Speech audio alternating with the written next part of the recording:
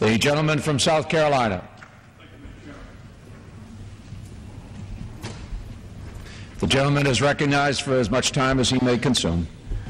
Mr. Speaker, we're here this afternoon to talk about a serious subject, something gravely facing our country, and that is the budget deficit for this fiscal year 2009 and for the years thereafter for as far as the eye can see. As we speak, the deficit for the year 2009, fiscal 2009, is soaring to record highs. CBO, the Congressional Budget Office, our budget shop, which is neutral and nonpartisan, has recently projected that the deficit for 2009 will be $1.2 trillion. And as high as this projection may be, my friends, it's probably a lowball estimate. It omits, for example, the supplemental to pay for our deployment in Afghanistan and Iraq, which will be around $70 billion for the remainder of this fiscal year. It assumes that the alternative minimum tax will stay in full force and effect, reaching 20 or so million middle-income taxpayers for whom it was never intended. This increases revenues by $70 billion, though AMT has in fact been amended every year so that it does not apply for middle-income taxpayers for whom it was not intended. It also assumes that the tax cuts passed in 01 and 03, despite the fact that we have huge deficits, will expire on December 31st, 2010, and provided by the law, as provided by the law which enacted them in the first place. When you add all of these into the equation, the Bush administration's last deficit, the deficit that we inherit from President Bush and must work our way out of, could easily top $1.4 trillion. It staggers the imagination. These are deficits that happened on the watch of the Bush administration and under their fiscal policies. But we as Democrats won the election, and it's our responsibility to decide what should we do about the deficits left us. Unfortunately, we've got forces converging on the budget which make it difficult to bring the deficit down to realistic terms. For example, we have the severest economic downturn in our economy since at least the Second World War ended. So we have the mounting cost of countercyclical policies, TARP, the stimulus now pending in the Senate, the conservatorship of Freddie Mac and Fannie Mae. All of these things are hugely expensive. We have the rising costs of major entitlements, Social Security, Medicare, Medicaid, due to the retirement of the baby boomers. We have defense, budgeted and funded at historically high levels and sustained for an historically long period of time. Funds for underfunded accounts in the budget which need to be funded adequately but are not. Transportation is a good example. It will exhaust its reserve early next year and run close to zero unless we can get funds back into that particular account. Of course, there's always education, which is not funded as robustly as many of us think it should be. And of course, there are new topics, alternative energies, and various incentives for increasing the energy supplies and making this country energy independent. Then we have the renewal of existing tax cuts, which are slated to expire on December the 31st, 2010. When we add all of these things in addition to the unpriced commitments we have to do something about the climate and something about universal health care coverage, it becomes very, very difficult to do anything to the bottom line of the budget, despite the fact that it is bigger than it's ever been before in peacetime. And the overarching question that faces this whole country as we incur these huge sums of debt is how long will foreigners help us? How long will they keep buying our Treasury debt?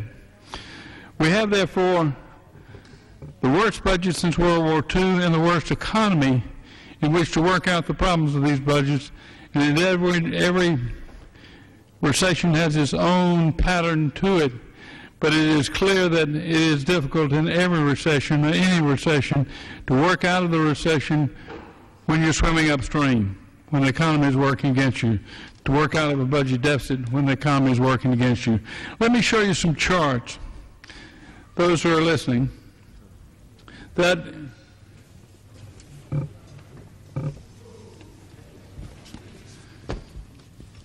This is a simple bar graph. It shows that the Bush administration, when it came to office, it had a phenomenal inheritance, a budget in surplus over the next 10 years by $5.6 trillion. That was January 2001.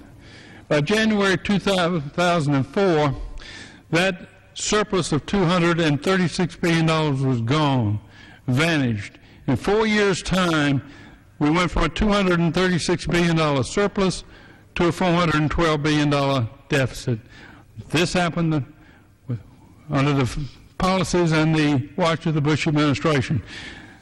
This next chart portrays out over time the deficits of this administration and previous administration. Here's the first George Bush administration, the first of Mr. Bush. There was a significant decline in the budget at that point in time. But when the Clinton administration came to office,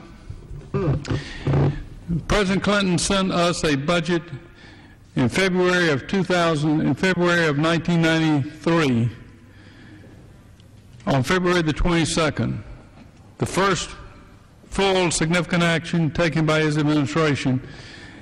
And every year after the adoption of that budget, by one vote in the House and one vote in the Senate, the bottom line of the budget got better and better and better, to the point where we were at this point right here, 1997, 1998, the year 2000, the budget was in those years budgeted balanced for the first time in recent memory. And then in the year 2001, the year 2000, we had a surplus of $236 billion. Mr. Bush II came to office here, and as you can see, the bottom line got worse and worse and worse until there was a slight pickup here, but then in the out years, 04, 05, 06, 07, the budget got worse and worse and worse to the point that it runs off the chart, the bottom of the page. And that's the deficit we're now looking at, a deficit of as much as $1.4 trillion. Now, that would be a concern under any circumstances, but in the present situation, the deficits that we have incurred over the last 10 years have largely been funded and financed by foreigners, Japan, China, Great Britain, Europe, Pacific Rim countries. They have run trade surpluses with us and use the surplus dollars they hold to buy back our Treasury bills.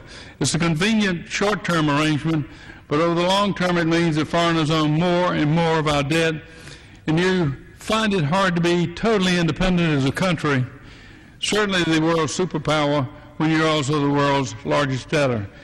As of 2008, the total amount of foreign-held Treasury securities had tripled under the Bush administration. Starting out at $1 trillion, it rose to $3.1 trillion, over $2 trillion during the period 01 through 2008. That's the accumulation of foreign-held Treasury bills and certificates.